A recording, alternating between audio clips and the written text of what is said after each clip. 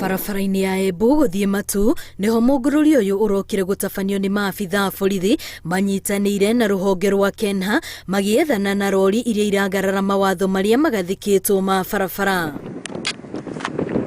Rori cigire ari imwe cia iria inyititwo matereba makirikana marokaga kuruta wira wao mbere ya nyambo cigitwo niguo matikanyitikane ni maabitha a borithi. These both trucks, if you can observe them, they were not having any number plate registration which was displayed on it. All of them were not having them. Also the second one, they were not having insurance stickers. Also inspection stickers for NTSA, they were not having them.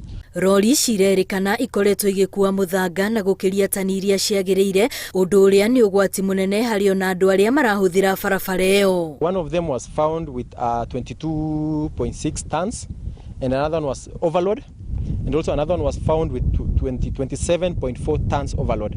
Basically these trucks are carrying a river sand.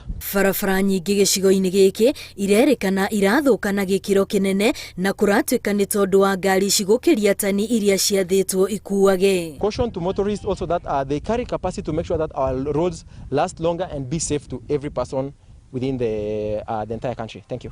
Mugururi uyu ni utanyitwo gutwarithio na mbere guothe bururi-ini gutigirira rori ciothe cia mirigo ni ciarumirira mawatho maria magathikirwo. Giribotera Inooro TV ritwa riakwa ni Wambui wa Macharia.